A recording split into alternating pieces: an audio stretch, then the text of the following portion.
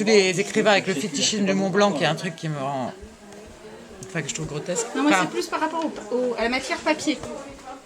Ouais, mais après, on trouve à force de corriger. De toute façon, on fait des sorties papier tout le temps qu'on corrige. Moi, j'ai plein, on les corrige, des fois on les garde ou on les jette, mais j'ai plein de... Mais c'est sûr qu'il n'y aura plus les traces du brouillon. Oui. Il n'y aura plus... La date butoir. Oui, on sait bien qu'il y a un moment où après, c'est même plus la peine de se pointer, mais... c'est toujours... Voilà. J'ai travaillé pas mal dans la com.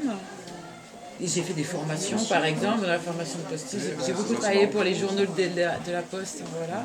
C'est le genre de choses que je faisais. Et après, j'ai commencé à écrire. Tu veux t'asseoir? Non, tu préfères rester debout? Parce que je sais pas si j'arrive à porter la voix. Oui, voilà, mais il y a un petit comité. Voilà. Force pas trop. Alors, en fait, c'est le journal d'une fille qui s'appelle Aurore. Et qui est là, elle est au lycée, et sa caractéristique, c'est d'avoir très mauvais caractère. C'est des personnes jamais contentes. Le premier s'appelle jamais contente, toujours fâchée. Et donc, elle est fâchée avec l'école, avec la mauvais esprit. Je préviens. Alors, ouais, c'est 2 tomes qui suivent. Et donc là, c'est le 3e et dernier. Mais il n'est pas paru. Ah ouais, non, je vais pas tirer, j'en peux plus là. J'en peux plus quand j'ai fini. Hein? À la fin, oui. Au début, ça va, on aurait bien rigolé, mais à la fin, j'en peux plus. Donc voilà. Alors, 2 octobre. Range ta chambre. Pourquoi? C'est un ordre. Oui, mais pourquoi? Parce que si ce n'est pas fait dans 1 heure, je la range moi-même. 1 heure, je ne le crois pas. À tes risques et périls. Plutôt nettoyer par terre avec un coton-tige que la laisser fourrer le nez dans mes affaires. Ma mère est d'une curiosité maladive.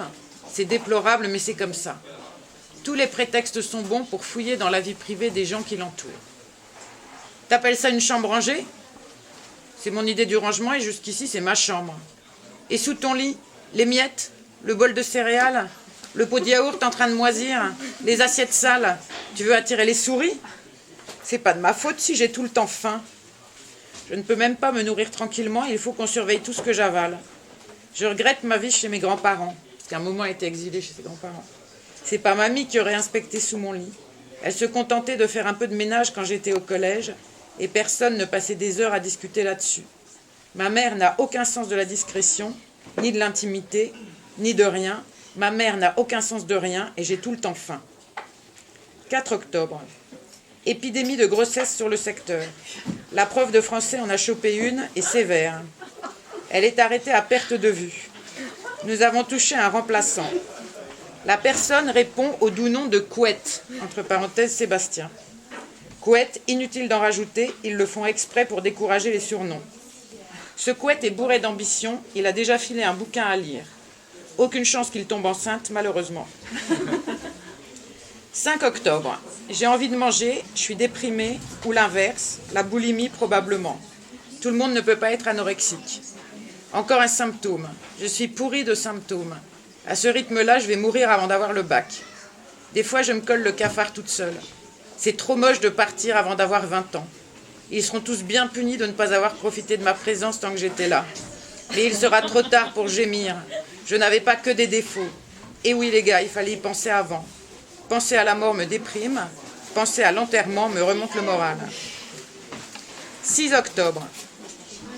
Rien dans le frigo, rien sous mon lit, rien nulle part. Et qu'on ne compte pas sur moi pour manger les pommes qui traînent dans la corbeille depuis 1 semaine, elles sont fripées, je ne suis pas une souris. Si je ne devais pas lire ce livre, j'aurais moins faim.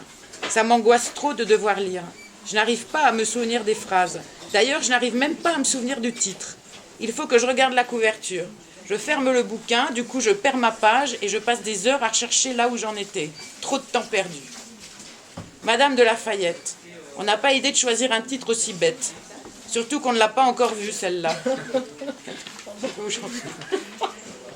C'est la firme. Ou alors elle est cachée sous un autre nom. C'est possible après tout, avec les bouquins on ne sait jamais. C'est l'auteur qui décide, il peut faire n'importe quoi. Vu qu'il est mort, il se moque de ce que pensent les gens. Je devrais en écrire des livres, hein. Ça me vengerait. Vengeance posthume, mais vengeance quand même. J'en suis à la page 43 et toujours pas de traces de Madame de machin chose. On dirait « Où est passé Charlie ?» sans les images. « Où es-tu Lafayette par pitié? J'ai faim, j'ai atrocement faim. » Qui peut faire une fiche de lecture sur un bouquin dont le personnage principal a été enlevé? Encore 2 heures avant le dîner. Je lis. Je suis en train de bousiller 2 heures de ma vie. Tu m'entends, Lafayette? 8 octobre. Je continue un peu? Bon, je peux tout recommencer. Lafayette n'existe pas. C'est l'auteur. Le truc s'appelle La princesse de Clèves. C'est malin de mettre l'auteur en gros sur la couverture. Tout le monde croit que c'est le titre. Franchement, entre la princesse de Clèves et Madame de Lafayette, difficile de savoir qui fait quoi. C'est moi-même, J'aurais dû me renseigner avant. Il y a des milliers de sites. Mine de rien, avec son vieux titre, le bouquin a l'air assez connu. Ce prof de français ne s'est pas fichu de nous. Quitte à lire un livre, les gens aiment autant que ce soit un livre célèbre. Au moins, ils ont l'impression de participer. À quoi, on ne sait pas, mais enfin, c'est toujours agréable de participer. Maintenant que j'ai les sites avec résumé complet, je vais pouvoir me dispenser du mot à mot. Les phrases sont trop longues, arrivé au bout, j'ai oublié le début. À la fin, je confonds tout. J'ai même du mal à faire la différence entre les hommes et les femmes, ils s'appellent tous pareil. Personne n'a de prénom là-dedans. Sans compter que je ne peux pas croire qu'une fille de 16 ans qui se marie avec un vieux type désolant multiplie les chichis pour ne pas dire qu'elle l'aime à un type de son âge, beau, riche, blindé de relations et qu'il adore par-dessus le marché. C'est de la science-fiction. Et devinez ce qu'elle trouve, cette gourde, pour se simplifier l'existence? Elle demande conseil à sa mère. Là, ça devient carrément rocambolesque. Sa mère, on nage en pleine fantaisie. Qu'on ne compte pas sur moi pour lire le truc en entier, j'ai déjà du mal à supporter Lola quand elle est en crise. Ce n'est pas pour me taper Clèves, homme, femme ou petit ami. Sa mère, on croit rêver. Continue. 9 octobre, tu m'arrêtes? Même le résumé est gavant. Je t'aime, tu m'aimes, nous nous aimons, mais notre amour est impossible parce que mon mari n'est pas d'accord et je ne te parle pas de ma mère. Embrouille sur embrouille et tout ça pour qu'elle meure à la fin. Secret Story Empire, je n'en peux plus. Quand est-ce qu'on mange? Du poisson au four, qu'est-ce que j'ai fait de mal?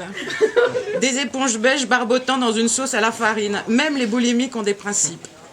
De toute façon, Sophie c'est sa petite sœur. De toute façon, Sophie m'a coupé l'appétit. C'est sa petite sœur qui est très forte à l'école. Elle soutient qu'elle a lu La princesse de Clèves pendant les vacances. Je répète, pendant les vacances. Bizarrement, personne n'en avait entendu parler jusque-là. Il suffit que je m'exprime pour qu'elle la ramène. Quoi que je fasse, il faut qu'elle l'ait déjà fait, avant en mieux. M'écraser, c'est son moteur dans la vie. Vas-y Sophie, j'aime me sentir utile. Mon père fait les nuits pendant 15 jours. Son père est portier dans un hôtel. Vivement qu'il soit de repos, ça m'étonnerait qu'on ose lui servir du poisson au four pour le dîner.